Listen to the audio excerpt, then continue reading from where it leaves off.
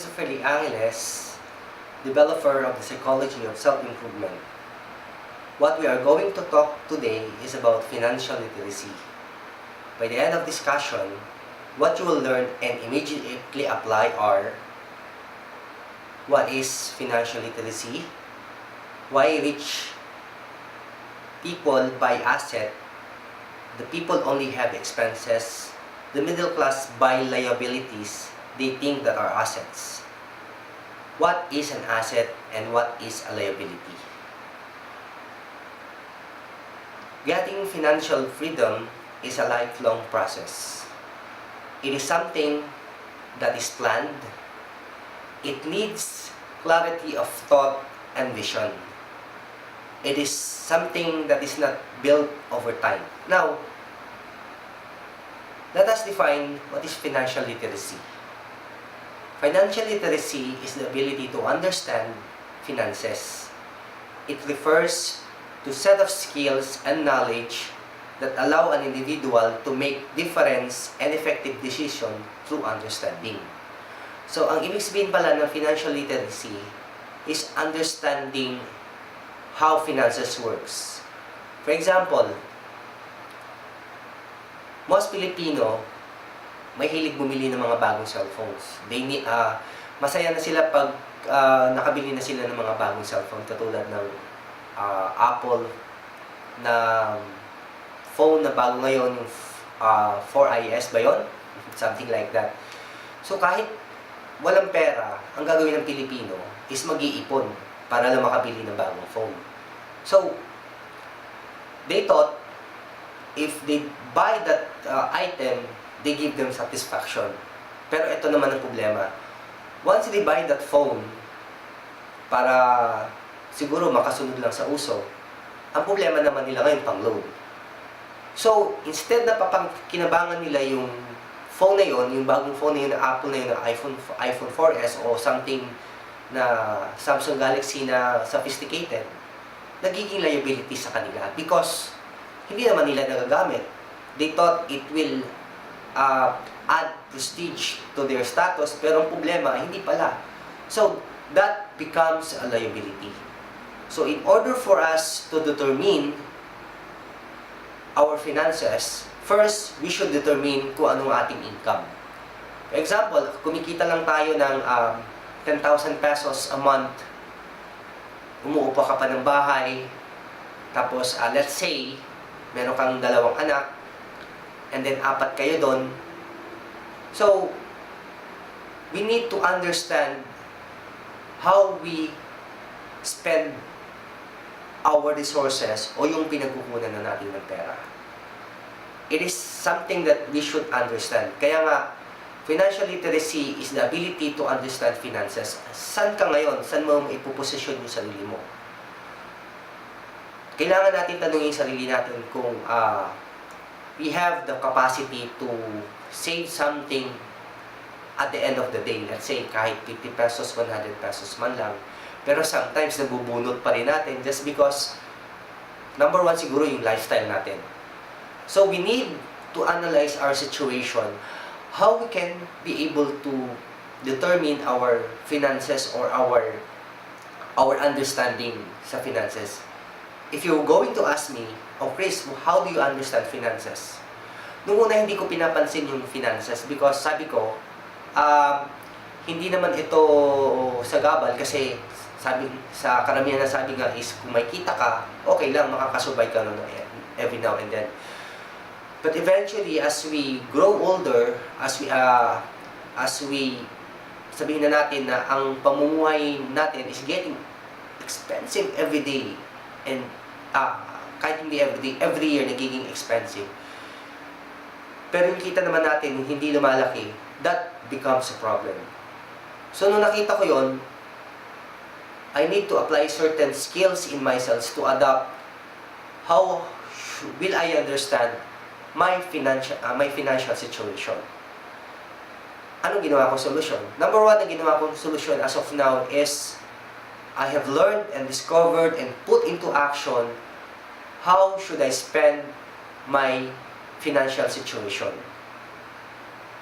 Pangalawa, I have to increase my revenue. Although hindi madali, but there are no shortcuts in increasing your revenue or increasing your finances. So we need to acquire skills. How did I acquire skills in order for me to have a financial literacy? What I did is I asked people who have been successful in this area. Number two, I have shared some opinion how to invest money wisely. And thirdly, I did my own homework how finances works. So kailangan merong manggagaling muna sa'yo or initiative in order for you to understand what is finances.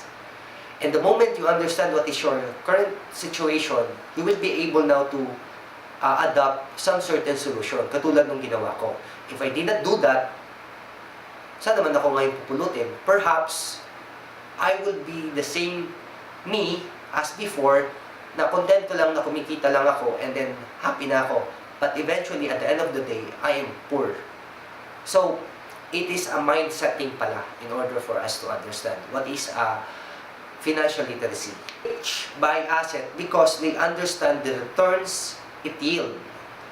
The poor only have expenses because they only understand the returns of their labor. The middle class buys liability, they think are asset. The poor and the middle class work for money while the rich have money working for them. So makikita natin yung pagkakaiba. Ano ba yung iniisip ng mga negosyante why they have financial freedom? Ginamit natin nga pala yung term na rich people, pero ibig sabihin ng rich dito is yung tinatawag nating financial freedom. These kind of people have acquired financial freedom because they understand how money works for them, not against them. They understood how they will be responsible for a certain criteria or how they will acquire some asset that will work for them.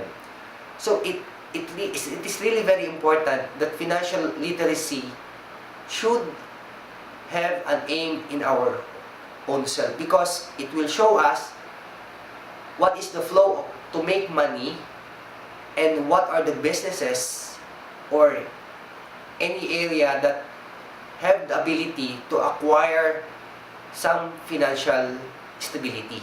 So dun umiikot. So sabi nga, because these people understand how money works for them. For example, these people who has already achieved financial freedom, they buy assets because they understood that if they buy asset, it will work for them.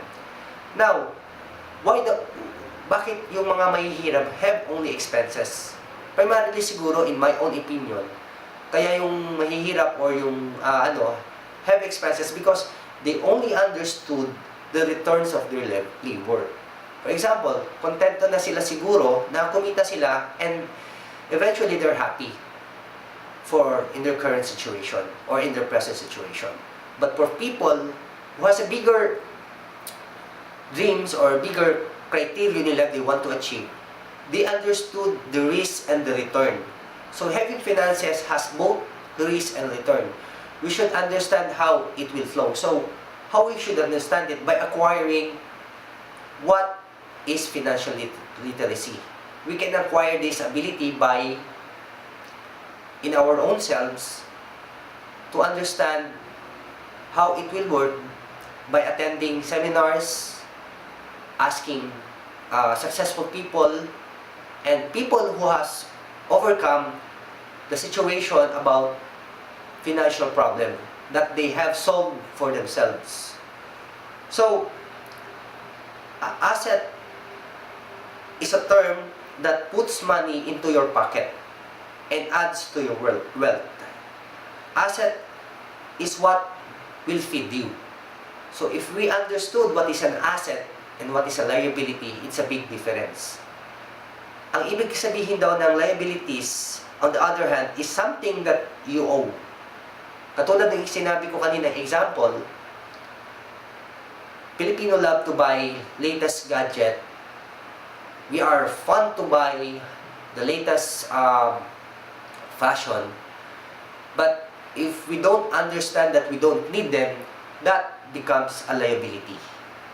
So once we understood that is a liability, it is something that we owe or acquired na hindi naman natin kailangan. For example, umutang ka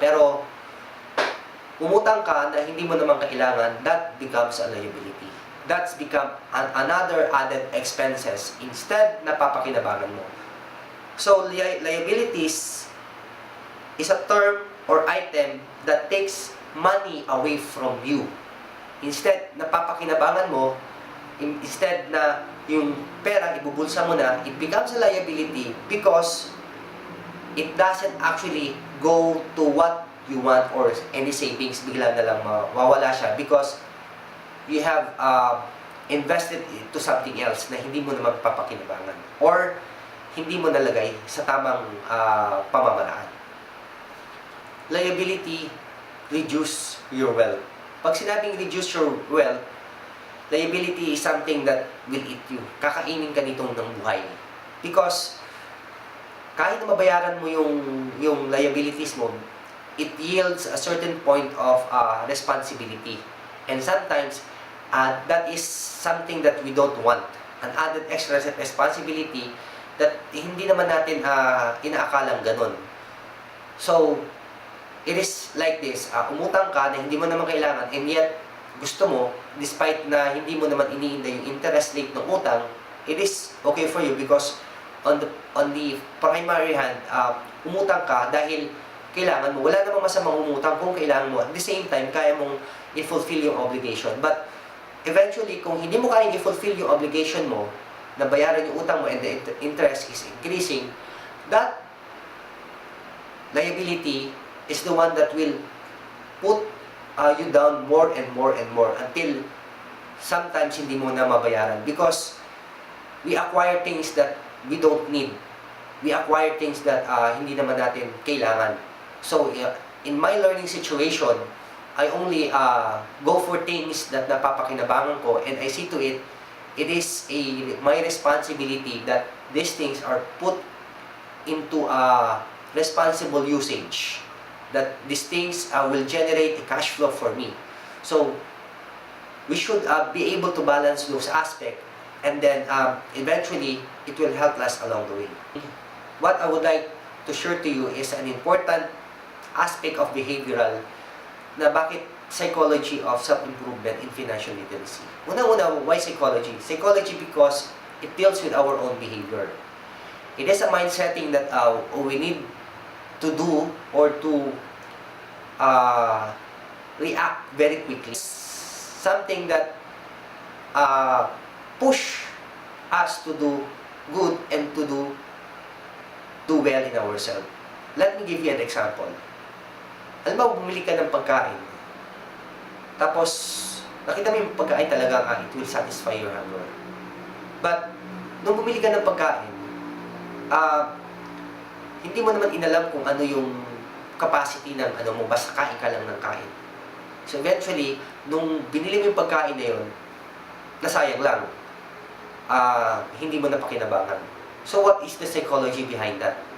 The psychology is behind that is a critical thinking or a critical analysis of a present situation. Before you buy, you ask yourself, is this enough for me?